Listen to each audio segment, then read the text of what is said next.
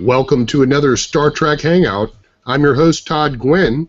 We have with us tonight co-creator of Star Trek Hangouts, Brandon Coles, and our guest tonight in this episode is John Tenuto, a sociology professor for 20 years, 17 of those at College of Lake County, just outside Chicago.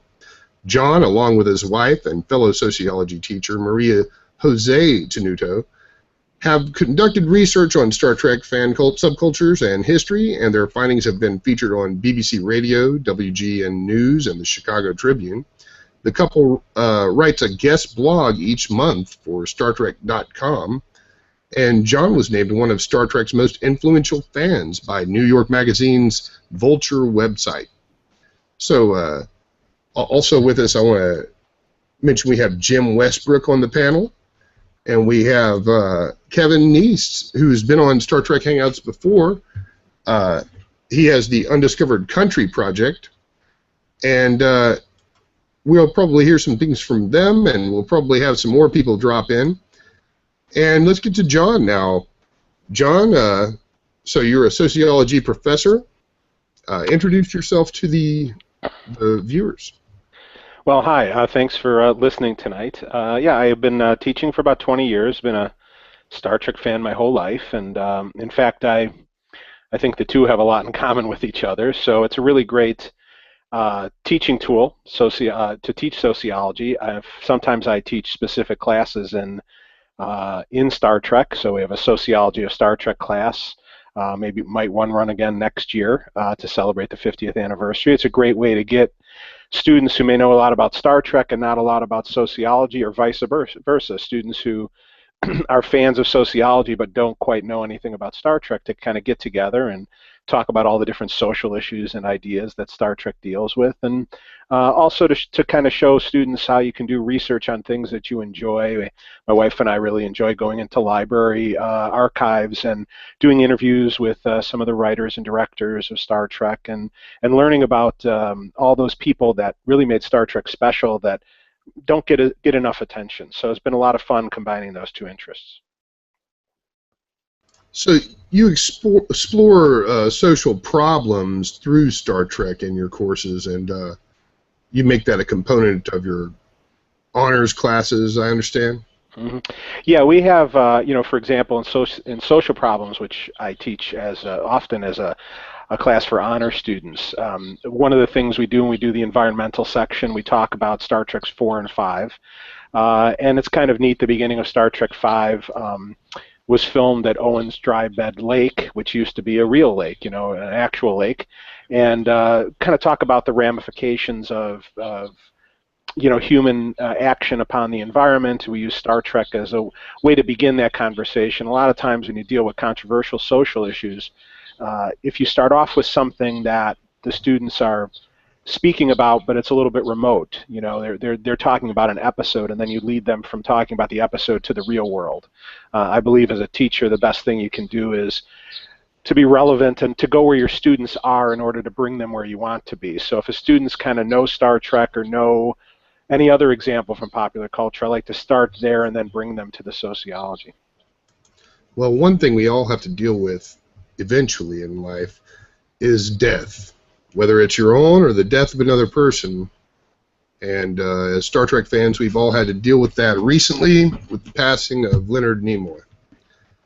And certainly, I'm sure you'll have a lot to say about Leonard Nimoy, and maybe some of our other panel members will as well, that he'll be greatly missed. Of course, I don't think people were terribly surprised by his passing, but it is nonetheless disappointing, and I think he's influenced all of us in a great way, and in a way he's influenced your career, wouldn't you say?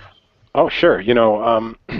One of the things that you hear a lot in the media is the idea of something is just a television show, or an actor is just an actor, and they're an entertainment. But that's a hugely important thing, to be able to entertain people, to make them think about things, to serve as a role model. These are all super important ideas. These are not trivial things. Actors and actresses can be educators. In fact, Leonard Nimoy was actually an educator, both legitimately and symbolically as an actor. And so Star Trek has tremendous influence. I think we all know the influence it's had on the society in terms of technology. Whether it's the creation of the cell phone with Martin Cooper or the inspiration for the iPad, certainly the relationship Star Trek had and continues to have with NASA, and really Star Trek inspiring the imagination in terms of technology. But that isn't just in the world of technology. What happened in my case was, I loved watching science fiction, and I loved Star Trek, and as a kid, you watch it for different reasons, but I did understand and appreciate the commentary it was making, the morality plays that it was making, what the character of Spock represented, what the character of Kirk represented, what the character of McCoy represented, and so that inspired me to really study the social sciences, because that's really what sociology is, right? A good science fiction comments on social and cultural issues, where we are now, where we might go in the future, and sociology uses science to do that. And so Leonard Nimoy was a tremendous influence on me. I think all of us could probably have that same reaction, which is, he was always there, right, in our lives. He had been an actor, since the 1950s, in a way that the popular culture would know him, from movies and television shows, but even acted way before that in his local community. But he'd always been there, and he's one of those people that you almost always thought would be there, even though that isn't the case. So tremendous influence that he had on myself, my family, and I think that's a story that a lot of us could speak to, the tremendous influence that he had on our culture. I mean, we use that word icon a lot. And usually it's not deserved, but I think in Leonard Nimoy's case, it's absolutely deserved. Absolutely. And that character that he had, like you say, it was a balance with Kirk and McCoy. Kind of together, they all made a balanced personality, or something like that. Or sure, yeah. The aspects of a balanced society. Yeah, I mean, it's emotion and logic and the in between. It's whether you express that as George Herbert Mead's sense of the I and me, or Freud's id ego superego, or right. Just our own individual sense of do I react to this thing emotionally? Do I act to this thing thoughtfully? Do I get some combination of the two of those? Those characters really were archetypal in the way that human beings live their lives. Absolutely. And the character Spock had been brewing for a while, you tell me, that it wasn't just something that just came out of nowhere, that Gene Roddenberry, executive producer of Star Trek, and Leonard Nimoy had worked together before on The Lieutenant. Mm-hmm. And it stretches back to there, really. Yeah, I mean, really, if you think about the origins of Spock, it goes all the way back to Leonard Nimoy's just personal experiences, I think. He was, in a way, meant to play this role. He lived a life of duality, right? He lived in the West End in Boston. He lived on a street called Chambers Street in the West End, which was mostly Italian and about 20% or so Jewish immigrants. He's born in 1931. His parents escaped from Russia and literally had to escape. One of them hid in a fruit cart in order to get here, or a hay cart, in order to get to the United States. And they had seen the pogroms and the treatment that Jews had experienced there. They themselves were Jewish, and now that's part of the Ukraine where they're from. But back then it was in Russia. But he grew up in a neighborhood where I think a lot of immigrants had that experience of how he's a first generation in America, something that people still deal with today. But the parents have their experience and their upbringing in the old world, in the world that they came from. And so his whole life he had that. He speaks about this quite a bit, that living in the world of the Jewish person and the non-Jewish person, the community that had a heavily Catholic Italian population, at the same time learning to get along with, sharing with the Jewish population that was there. And so even as a child, he had those experiences. He tells the story of going to buy magic tricks when he was a little kid, and inside the box or the package that he brought home was anti-Jewish literature, and really hateful literature. And just to think about, here's a kid who's 10 or 11 years old, and that stays with him his whole life.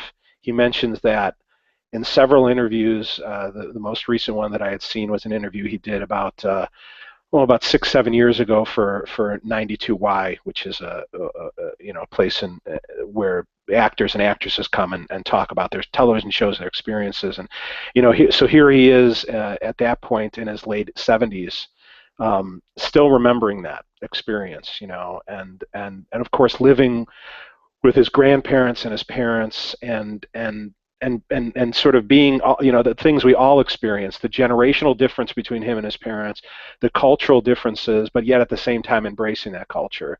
One of the things that I admire about him is that he spoke Yiddish in order to communicate with his grandparents, especially his grandmother, who didn't speak English.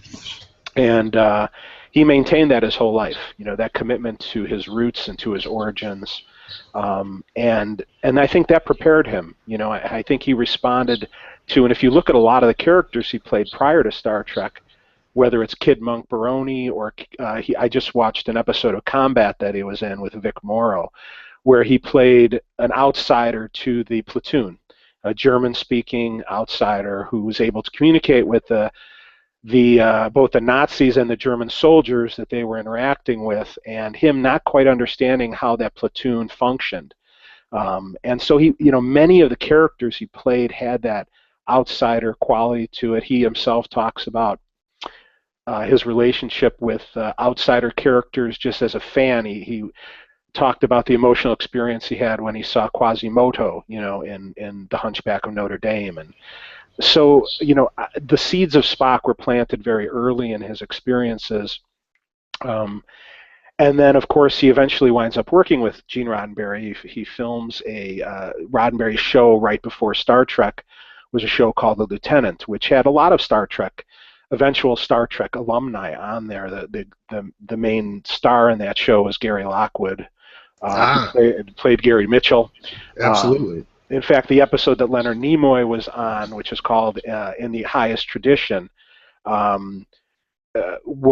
Majel Barrett, Gary Lockwood, and Leonard Nimoy in that same episode. Nichelle Nichols had been in an episode. And so when Roddenberry worked with Nimoy on The Lieutenant, he had come up to Nimoy and said that he was thinking about a science fiction show in the future, and was trying to get it kind of going and produced, and he was writing it at that time. The original idea being a show about a dirigible instead of a spaceship traveling around the Earth with a multi-ethnic and multiracial crew, but eventually he decides to go the science fiction angle with it. And by the time he was doing Lieutenant and working on the first drafts of the story outlines of Star Trek, so he came to Leonard Nimoy and said that I want you to play an alien in the show. He was very inspired by Nimoy's look, just his physicality, his angular quality, and talked to Nimoy about how the character would have ears. They would look great on him to have these ears. The character would be bald, perhaps have red skin. And, Nimoy, always, a struggling actor looking for work, said, that would be great, but never expected to receive a phone call. But eventually did. And, of course, played Spock from the very start in the 1960s, starting in 1964, really. His association with Star Trek is the longest of any of the actors in Star Trek. And he works in November 1964 on the pilot. That would be The Cage, and then eventually turned into the Menagerie two-parter. Absolutely. And he certainly defined for us what Vulcans ought to look like, I think. And thank goodness they didn't end up with the red skin. That was that was one of the thoughts, like you say, at first. And I think that he was against that. And I think everybody knows he was against the ears at first. terribly embarrassed by having to wear the ears. But thank goodness that he wore them and that everything worked out like it did. Yeah, he was opposed to the sort of the red skin and the bald because he thought it was too many design elements. He understood the need of having the character immediately be an outsider, or immediately be different, so that you could watch the show and see immediately that he was not a human being. But I think he was cautious about there being too many design elements in the character, and so really helped, as did many of the original actors, Nichelle Nichols and James Doohan helped name his character, give the character a Scottish ethnicity and background, and Nichelle Nichols helping to name her character and sort of solidify the functions of the character. So all of those original actors, William Shatner, all of them really helped to define their characters. Leonard Nimoy, of course, being the very first working on the Cage before really anybody else is hired. So you were saying he lived with his grandparents. You were telling me something before that the audience hasn't heard yet about his grandpa's reaction to his acting desire. Yeah, he lived on Chambers Street with his grandfather Sam and his grandmother Sarah and his parents Max and Dora Nimoy. When they immigrated, their name was originally Nimoy, Nemoi, and then, like many immigrants, wound up changing through the experiences of assimilation into the culture, and the culture kind of spelling things a different way. And so he lived with his parents, and he tells the story of that his parents, he did a play called Awake and Sing when he was about 17 years old. And he had been acting since he was 8 in community theater, did radio work, things like that, and enjoyed it. But this Awake and Sing play really spoke to him. It was about a kid who was very much in the same situation as Leonard Nimoy was, the son of immigrants, a Jewish kid living in the same type of world that Leonard Nimoy was living in as a real person. And that play really spoke to him. It was that play that gave him the dream of becoming an actor. And so he went and he talks about how his parents saw the play, and he went home, and his mother asked him if he wanted a piece of pie, and he said sure, and he sat down and he ate the pie, and that was it. There was no conversation about the play. And I think his parents' attitude, at least what he had said, was that they were proud of him, but they would always be proud of him. That he was their son, and that Sure. They were always proud of him. What he needed to do was make others recognize his abilities and his talents, because of course his family would think that he's wonderful. And so when he told his parents that he wanted to be an actor, if you think about the situation that they came from, a world where their relatives were killed on the street because they were Jewish, a world that they had to escape from, the Great Depression that people had to live with all over the world, and especially in the United States, and during the 1920s. And they had come here around 1923 and were married in 1925 in the United States, his parents. They came separately and met here and in Boston. And so they were good and loving parents, but they didn't understand this idea of becoming an actor, that was a vagabond lifestyle. They thought that was and it still is today, right? The vast majority of Sure. actors and actresses don't even make the national average. It's a rough life, and so I think his parents, and I think is a very universal immigrant experience, wanted him to go to school, to get a degree in something like engineering or lawyering or being a doctor, something like that, teacher, some kind of stable, good job where you knew that there was going to be a paycheck coming in, you could take care of your family. And Leonard Nimoy talks about how his father told him, why not play, if you want to be in show business, why not play the accordion? Because you can make a living playing the accordion. You could do parties, and you could do, bar mitzvahs, and you could do, all these different venues. You could play at clubs or something. It would be better than being an actor. And so his parents were not necessarily supportive, of that. They weren't not supportive, but it wasn't like they got a lot of encouragement. So his grandfather, though, Sam, he speaks of as being a person who always was like, go do something, go and have an experience, to say yes to things, to pursue your dreams.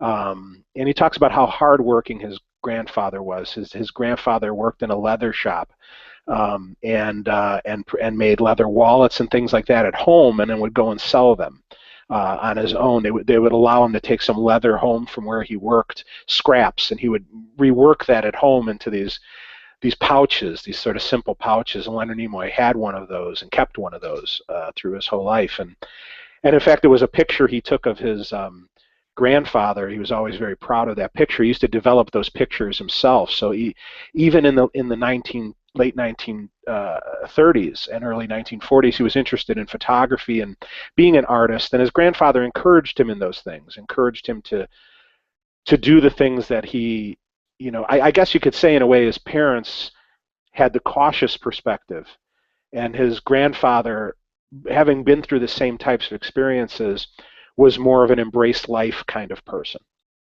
and take risks. And so he was the one who told Leonard Nimoy, go and do this. Go, you need to go try this. You need to go and make this happen and go do this. And he was, just Leonard Nimoy said how emotionally moved he was by his grandfather's support. And of course his parents eventually came around and saw his success. He says they never really understood it. They didn't understand Spock. They didn't understand, that wasn't their world, science fiction. Sure. But they were proud of him. They knew that he always said they knew that something was happening. They just didn't know what was happening. They didn't understand it. But his father, who was a barber, kept a picture of Spock up in his barber shop, and kids would come in and ask for Spock haircuts, and he would talk about how that's his son and everything like that. So it's really wonderful to learn about his family experiences and how much his family, especially his grandfather, encouraged him, and how the world is really, how the world is better for it. We're better for having Leonard Nimoy pursuing his art, than had he been an engineer or something like that. I think while he would have been very successful, I'm sure at whatever he did, we all know that's where he belonged, was behind and in front of the camera. Yeah, he certainly did pay a lot of attention to detail in his acting, and certainly was a true artist in the form, and probably is the best actor on Star Trek. And every little bit of it was just perfect, just well measured, well thought out, and certainly we're at a loss not to have him today, but his work will live on forever, probably. Yeah, certainly. The influence is already there, right? That can never be taken away. The influence that Star Trek has had and the influence that Spock had. Yeah, he was nominated every year for an Emmy, all 3 years of Star Trek for Best Supporting Actor. He would eventually be nominated again for A Woman Called Golda, which he did with Harve Bennett right around the same time as Star Trek II. But he really helped build that Spock character, bringing in some of the Jewish traditions, but also his sort of training as an actor, his thoughtful approach to the character. He talks about how Spock was a touch-oriented. He felt that Vulcans were a touch-oriented society, and so he was the one who came up with the Vulcan greeting, borrowing from Jewish priests, the Cohen, who do a similar gesture, and that he remembered from his childhood that had an impact on him. He introduces that in Amok Time. In The Enemy Within, it was his idea not to have Spock clobber someone, but rather to use the Vulcan neck pinch on sort of evil Kirk. And he was a teacher himself. He taught Fabian how to act, which I always thought was a great fact. Fabian was a singer who wanted to move into acting, and Leonard Nimoy would teach actors how to act, and was a lifelong learner about art. He receives goes back to school to learn photography in the 70s, and really thought about leaving acting to become a full-time photographer again, and pursue that creative, fine art photographer. And so, very, very detail oriented. I love the story. One of the directors of Star Trek, the director of the Corbomite maneuver, was a man by the name of Joseph Sargent, who was someone who worked with Nimoy before. In fact, he had directed Nimoy in and Shatner in the Man from U.N.C.L.E. that they were both in together, called the Project Strigus Affair, right before Star Trek, a few years before Star Trek. And Nimoy talks about how he's still trying to get a handle on the character in Corbomite Maneuver. This is one of the first episodes filmed, and yeah, you can tell for sure that as in the first few episodes, I think that's like the 8th one they filmed or something. I'm not sure, but you could tell. What was that? It's the 3rd episode film. Yeah. The third. Not counting the cage. You could tell it getting some improvement and some focus as it goes. That at first, certainly, he's yelling out orders and stuff like that is out of character for what we know. But that quickly changed. Yes. Yeah, and he talks about how Joseph Sargent really helped him with that process. That he, as you know, there was a moment where he's sort of supposed to turn to the screen and see the the Rubik cube, right, but Blaylock's ship, and the initial inclination is to be like, fascinating, wow, that kind of thing. And him and Joe Sargent really talked about that, and talked about, he really admired Joe Sargent. Joe Sargent used to have a real enthusiasm for working. He used to, always start the day by saying, "Let's go," let's get going, let's get to it. And he liked that kind of way of living your life. It kind of like his grandfather. You could see the connection there with that idea. And so him and Leonard Nimoy really talked about how would a Vulcan, how would this character play that scene. And it's there where he really got to say, okay, he would approach it as a scientist, right? It's fascinating.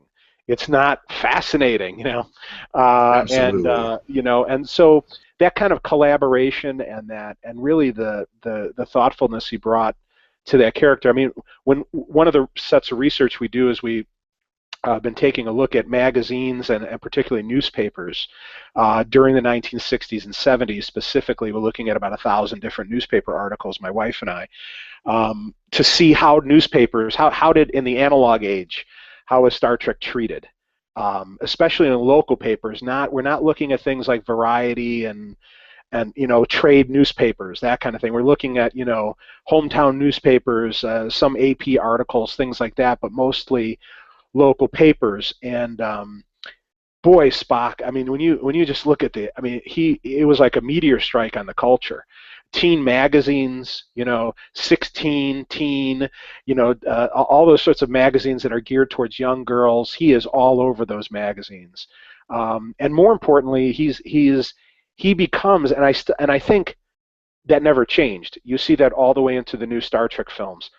Spock is the singular iconic image of Star Trek, right? His face is Star Trek, Leonard Nimoy's face, and that's why his role in the new Star Trek films was maybe even more important than Captain Kirk being in there, William Shatner being in there, because even people who don't know, I have a lot of students, believe it or not, my traditional age students, 18, 19, 20 years old, who they've seen The Breakfast Club, they've seen The Goonies. The majority of them, they've seen Jaws, which is interesting. But when you ask how many of you have seen Star Wars, only 5 or 6 students have ever seen a Star Wars film, believe it or not. And but you can ask them who's Darth Vader, and they know, right? They know who R2-D2 is. They know who Yoda is. And it's the same thing with Star Trek. People who don't know Star Trek, who really should know Star Trek, because you want to live your life right, you should know Star Trek. But the people who don't know Star Trek still know Spock. If they know nothing else, they know Spock. And Leonard Nimoy, the way he approached that character, the way that character is written, that combination of Gene Roddenberry, William Shatner's fantastic Captain Kirk, which you needed to balance out Spock, right? If we had Captain Pike, Spock wouldn't have been the character, because Nimoy really played in a way opposite to Nimoy. Nimoy very energetic, very enthusiastic, such a tremendous actor himself. And then you have Nimoy playing against that, going, okay, well, let's do that yin and yang kind of an approach to these characters. And so really Leonard Nimoy he's not only the face of Star Trek. I think he's really the spirit of Star Trek. He's the soul of Star Trek, and a lot of that is due to that collaboration that he had with William Shatner, with Gene Roddenberry, with the writers, the directors, and all the great things that he brought to that role. I'm just noticing we have a comment from one of the viewers here. Let's see what they're saying. It says, please comment on Star Trek's vision of peace on Earth, which happens only after World War III. I'm wondering if that vision could be achieved without war, if fans got politically involved, using Spock's logic to advocate for a win-win world. Yes, I often think about that, how in Star Trek, all of the advancements that they experience, that we hope to experience, come after a lot of detriments that we have yet to experience. And that we all look at this polished, finished vision out in the distant future of what Star Trek is, but in part of the roots of that vision is this treacherous sort of World War III, like the viewer here says, and I should get his name, by the way. I'll do that in a moment. What do you think about that? Can those sorts of things that Stephen Brandt talks about can be achieved without the detriments in the meantime? Well, that's a great question. Thank you, Stephen. Well, I think there's a couple ideas there. Two things to say. One is, certainly our involvement now is absolutely necessary. We can't sit around and wait for a world where we get rid of the problems that plague us, the hunger, the poverty, the racism, the terrorism, the strife that exists. And I think, again, Leonard Nimoy is a wonderful example of what you can do.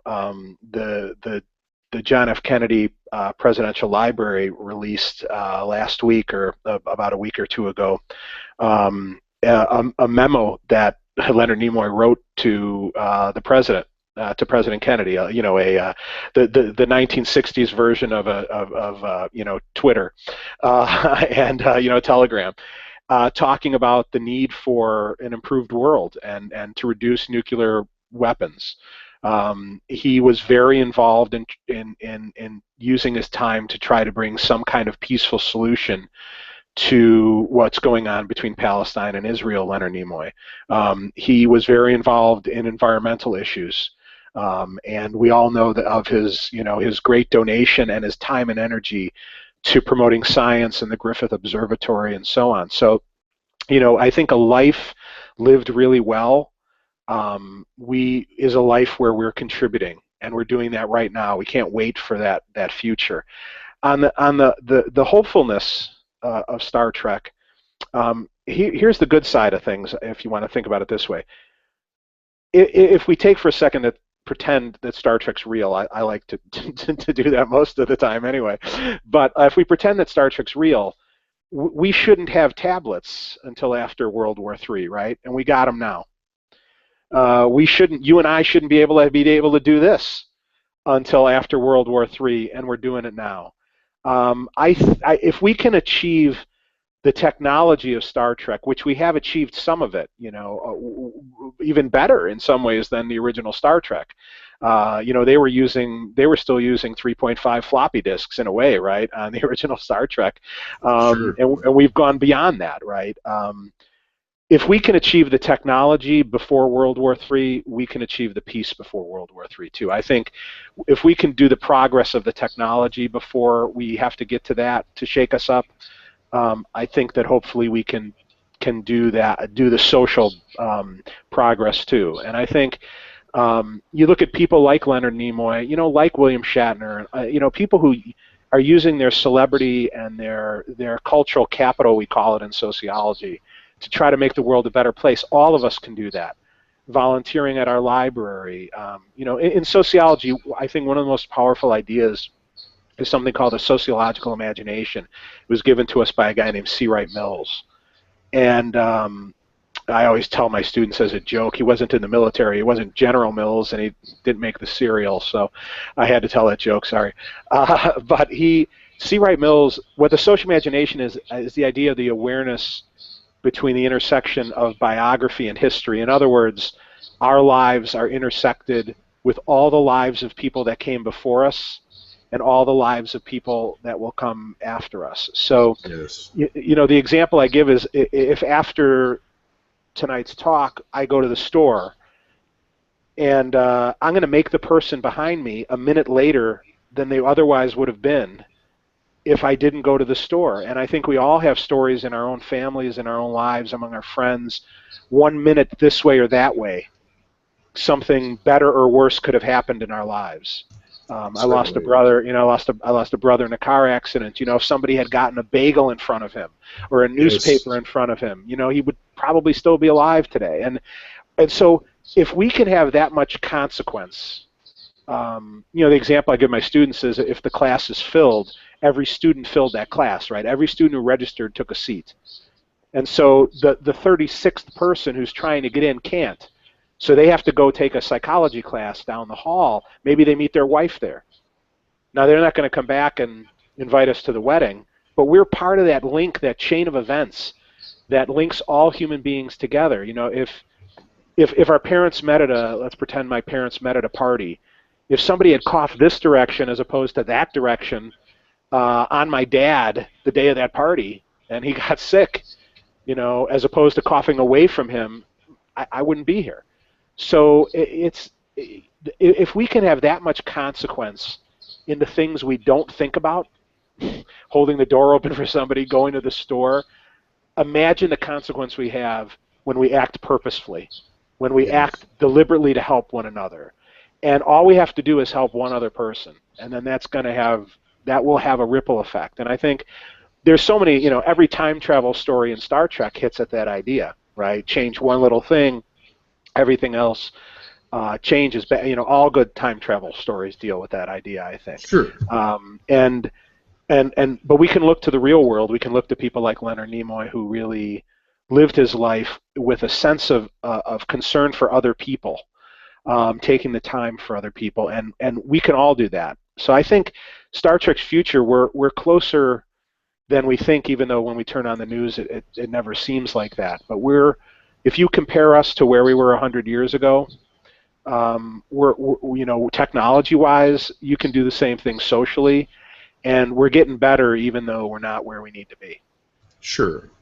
Now, other things. The one real thing that we haven't, as a human race, that we haven't advanced in the manner that Star Trek had advanced on in the way of timeline is space travel.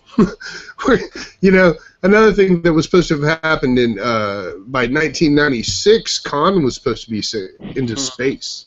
You know, in something that could be found later in the 23rd century with, you know, several of dozens still alive in a stasis. So we've fallen behind in that way. But hopefully, sociologically, we won't fall behind, and we can become a fully actuated, you know, human race rather than a large divided conglomerate, if that is such a thing. Well, hopefully, yeah. I mean, hopefully we will. You know, if we can, maybe when we go out into space more, we'll be ready. You know, more ready than we would have been had, you know, we done it earlier. So, you know, I do believe that, you know, Nicholas Meyer wrote a wonderful line, him and his co-author for Star Trek VI, where they have, and Spock delivers it, you know, beautifully, that the universe will unfold as it should, and, you know, that we need to have the faith in that it will. And I think, you know, maybe hopefully by opening up space travel as it becomes more common, and it is starting to become a little more common, we'll see that as a viable option, you know. And if I think we need a place to go, you know, that's part of our problem. We need to define where are we going to go? Are we going to the moon? Are we going to Mars? And I think once humanity has an agreed upon mission of what we need to achieve and why we need to achieve it, like we did with in the 60s, you know, where we had such a tremendous outpouring of effort and affection for the space program. We just need that again. We need a vision of why we need to go and how it benefits us. I'm always disturbed by the idea that, oh well, we're going to spend the money, we're going to go to outer space, and we have problems here on Earth. But we don't spend the money in space. We spend the money on Earth to go to space, right? It creates jobs for people. It advances our science. It advances our medicine. It all gets spent here. It all comes back here, and so hopefully we'll figure out a way to do that. So that we can have the best of both worlds. We can be socially advanced and then be responsible when we start to go out further. It's really got to be about the exploration.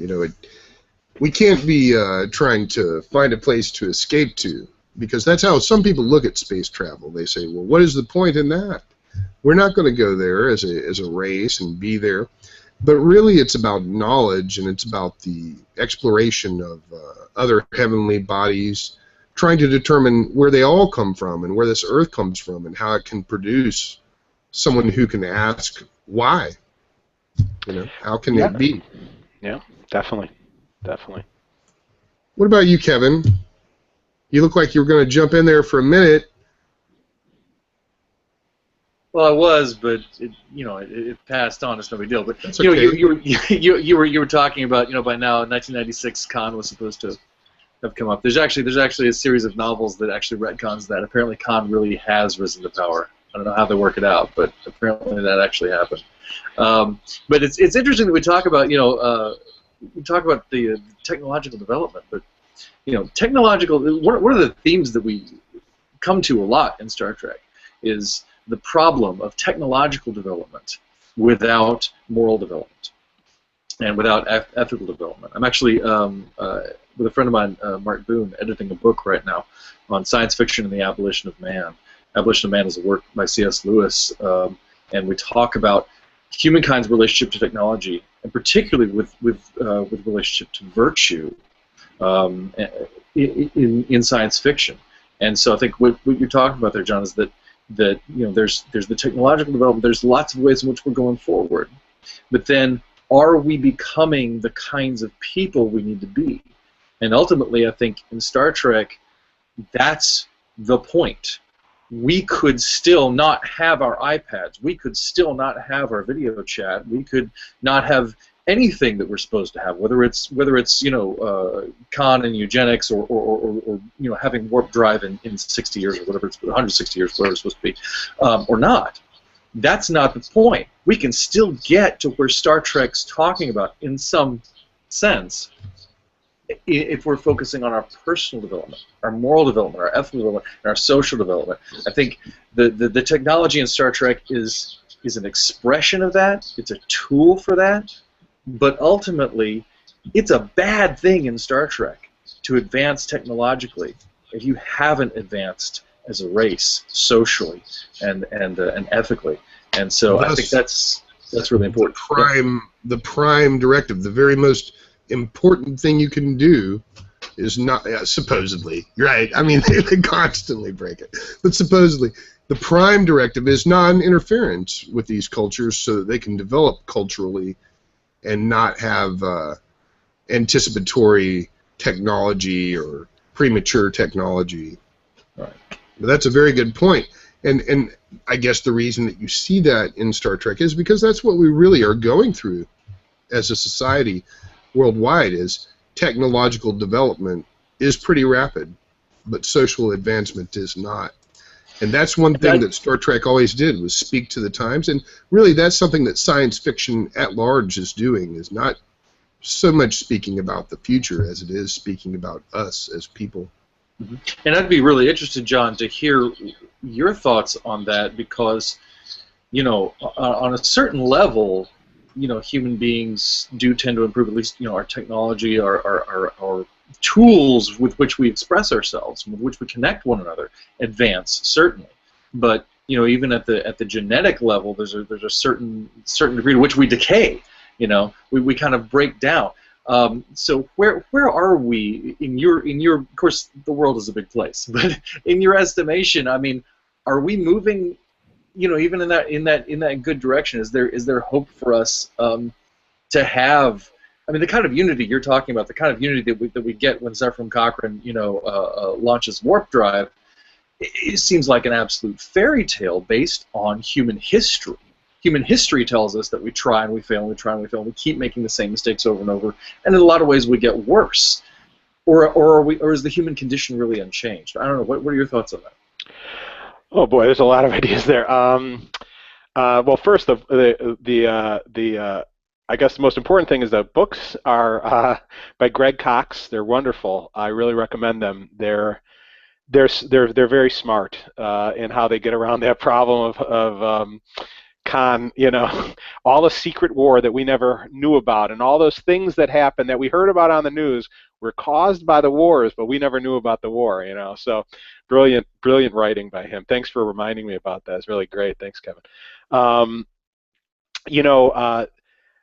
Well, we spend a lot of time in sociology talking about technology. We have a concept called cultural lag, which is the notion that what tends to happen is an item of technology comes out, and then we adjust our values to meet that technology, as opposed to, say, the more Amish perspective, which is the Amish do have technology. This is one of the mythologies about them. They don't have electricity in their home, but they do have a phone, for example, usually one that's a communal phone shared by many families, kept on kind of a locked outhouse, on the side of the road, but it's shared by these families. And the idea is, well, a phone is a good thing, right? You could reach emergency people if you need to via phone, but you don't want to have a phone in your home, because that would encourage people not to communicate face-to-face with each other. So the Amish have a little less of that cultural lag than we do, where we're a little more willing to move the line, just for example, the line of what's rude, right? So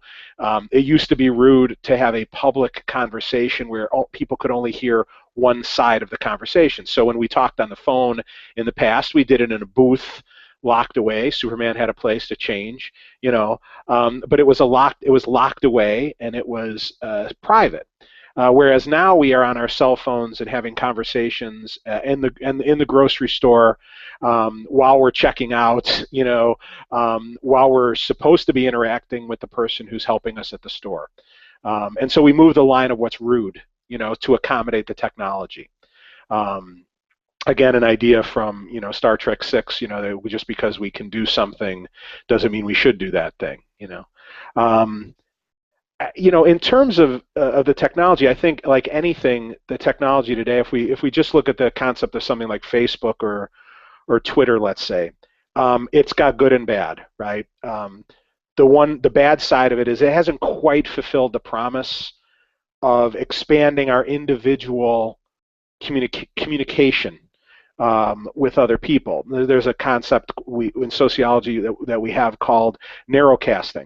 So I see this when class starts. I started teaching 20 years ago when cell phones were, not a common reality for people, and students would turn and talk to one another before class started. Today, it's a lot more common for before class begins for students to be on their phone, texting or being on Facebook or something. And what that's done is it's actually limited the number of people that we know. So I think the statistic is that roughly the average 18, 19-year-old knows one less person than their parents did. Not more people, less. And that's because we communicate with the same 5 or 6 people again and again and again and again, instead of turning and making new friends and having those face-to-face interactions. So you see that problem, right? We have the problem of a concept, again, in sociology called digital silos, how the like algorithms, of things like iHeartRadio or even Facebook. What does that like button do? Then it winds up giving you more of the same. You don't get diversity. I don't hear different music. I hear more of the same, as opposed to the old days when we listened to top 40 radio stations that had everything from Sinatra to Duran Duran on the same station. And so you got all that variety and exposure to different kinds of music. Which is how things like rap were able to break into the mainstream, right? There were songs that were played on non-rap stations, and then it became popular. People heard it, and it became a mainstream thing. So there are bad sides of the technology, but there's also wonderful sides to it. The way that people use Facebook to try to change the world, to try to start social campaigns. The Ice Bucket Challenge, I think, is a good example of that. The the Arab Spring is a good example of that. Sure. Well, yeah, absolutely. So you can, in a way, it's kind of like, what would Ben Franklin have done, or Gandhi have done with the technology that we have today? They would have done amazing things.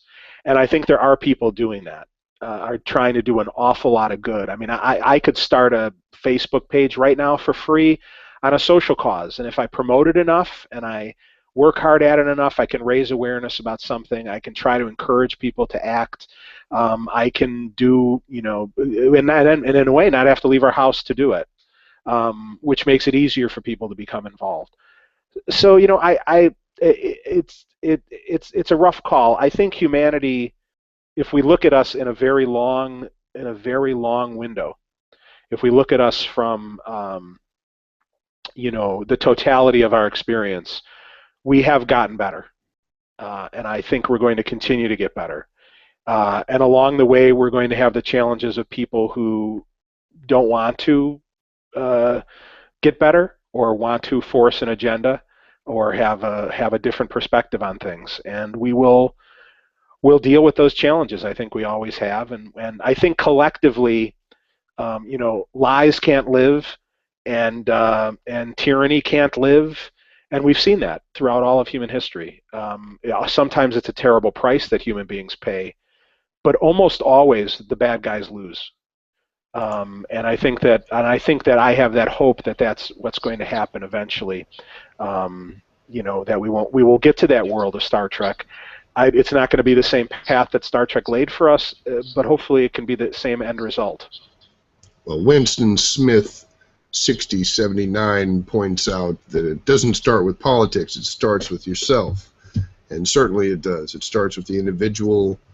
And individuals have to have the freedom, though, to be self-actualized and operating in a way that helps others. They need to be able to help themselves, too, before they can help others. And, we still live in a world where I just watched a thing today. I don't know if I'm detracting, but KFC, each restaurant throws away 3 tons of chicken per year. And it's just crazy to me that there are people starving in the world and they're just throwing it out. So we haven't got it together as a world. It's obvious to us. And making that happen, it seems to me like politics really just kind of get in the way. That people, citizenry of countries, they seem to all want the best for humanity. But governments and politics seem to defeat that. And that's unfortunate. So some definite change will have to come about sociologically before we can make it to the universe. For space travel aside, just the universe in which the vision of Roddenberry exists, other than the Orion slave girls, that's a hard one to explain. But other than that, people can all communicate, and there had been a world peace. Apparently, no need for money is expressed at some point. That what is it that was it Joan Crawford in that episode says that, that she hoped that one day they'd take all that money they spend on war and spend it on man, I think is what it was. And that's exactly right. So right there within Star Trek you have it. Government has to change for the world to change, but like Winston Smith points out here, it really has to come from within the individuals and people at large.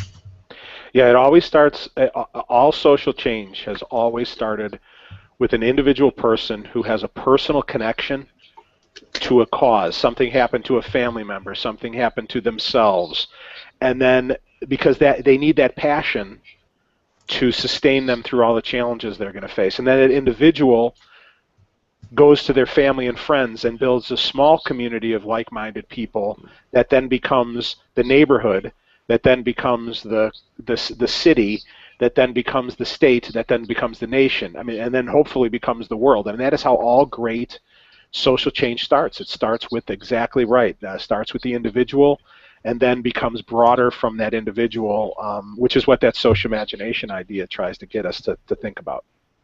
I hate to say, I feel like we're moving away from the ability for individuals to have, intergenerational mobility just in society, where they can exceed the accomplishments of their parents, or just sometimes it's, where you're from makes it impossible for you to excel if you're from, some slum in Kenya or some slum in India or something, or Haiti or something. You have very little hope as an individual of creating change, even within your own life, But as a people, as a world especially, we seem to have more than enough for everyone. It seems like advancement could be made socially pretty quickly if people just were of that mind. So hopefully that will occur. I don't see, like, the only thing in the way of that happening is people and their mindsets. That there's no reason with the resources of this planet that those things can't be done. Well, I think that's you take a look at again, you take a look at I just think of Leonard Nimoy's parents, or my own grandparents, and with the challenges that they faced, and they're crossing an ocean. My grandfather came here, about 101 years ago. In fact, today, in fact, is the day that he left on his boat from Italy to arrive in the United States in April. He would arrive, but he left on March 26th. I always remember that date because it's Leonard Nimoy's birthday. It's my birthday today, too, so it's always an important day. Happy birthday. Thank you. He came here with $26 in his pocket, and eventually owned a grocery store, and was able to raise 3 daughters and have a good life. And I think every generation has challenges. I think our generation, if we're seems like everybody here is sort of around the same age-ish around there that I'm looking at on the screen anyway, if not people who are watching, but every generation's going to have challenges, and when I look and see what kinds of amazing challenges people in the past overcame, I think we can overcome our challenges, and hopefully but hopelessness is likely the biggest roadblock to that. The idea that you can't do anything, that people become paralyzed and immobilized by that hopelessness, and so. It's something we have to overcome, and I think that's again why it's great to have role models who give us hope. And I think characters like Spock give us hope. Spock, one of the reasons I think the character really resounded with people, especially in the '60s, but through all, because I think universally this is an experience. We all feel like outsiders at some point. Some of us more times than we feel like we're insiders, whether that's at work or in our families or in our friendships or in our communities, or like you were talking about, just you might feel an outsider in the political process, And so we all feel like outsiders, and we all have the dualities inside of us that Spock represented, and he really spoke to the generation in the '60s, the young people struggling with that, as a character who got it, who understood, and what was he? He was somebody who lived past it. Who I think of the campaigns that they have for, kids going to school who are taunted because of their sexuality or because of their weight or something like that. And a lot of these campaigns, the focus is on it gets better, right? High school lasts 4 years.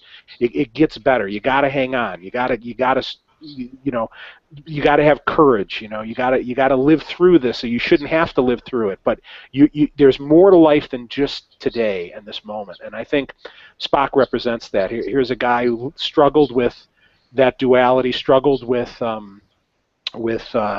discrimination and prejudice, in his own society because he was different, and came out a functioning, imaginative, excellent person who had a place on that bridge and commanded respect by people.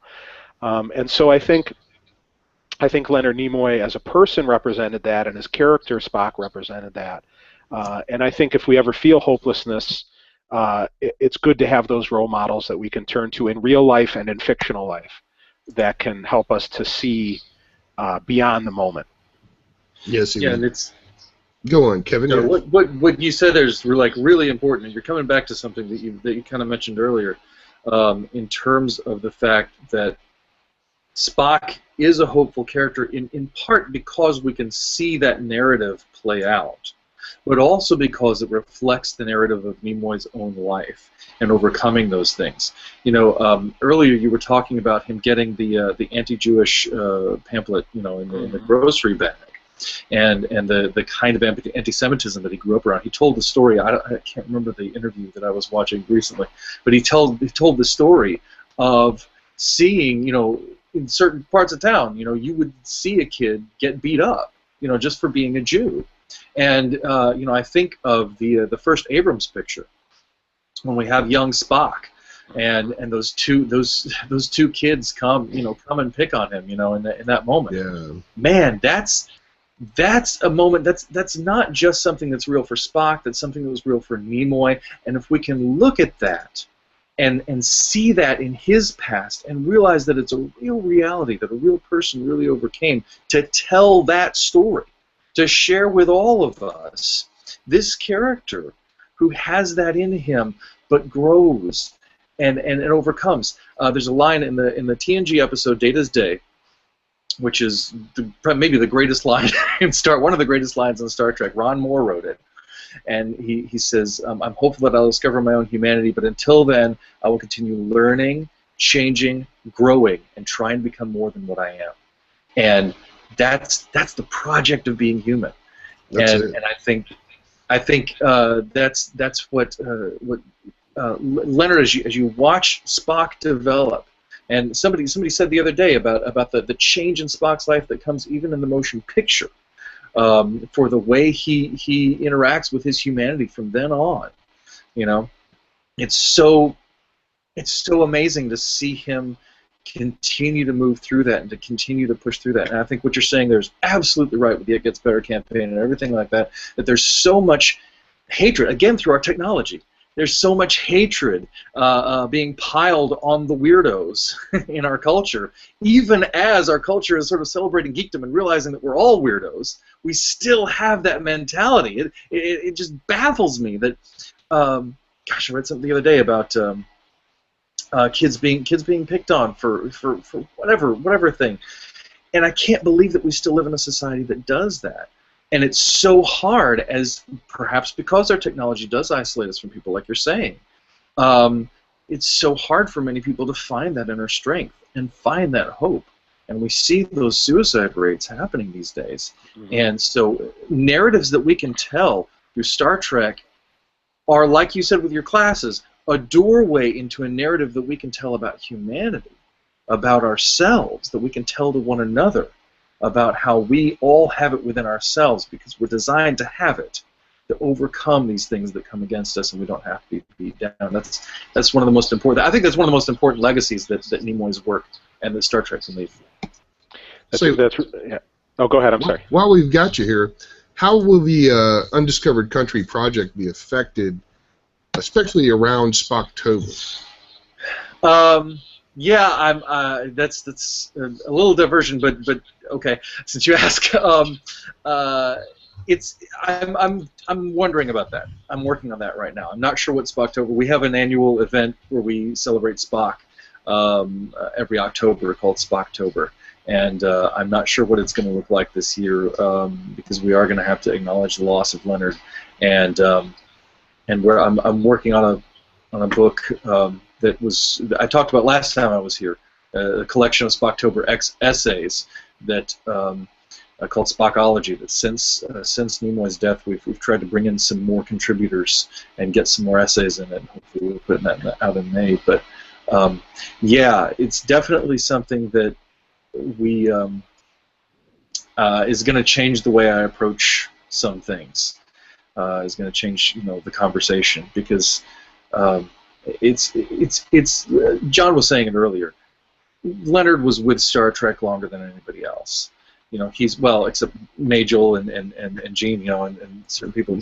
But he was the most visible from the cage on. And I was sad that he didn't make Star Trek's 50th anniversary. But really, the way we count the 50th anniversary is, 2 years later than it really was, especially for Leonard. He was. That's right. As far as production of the cage goes, that's already passed. Yeah.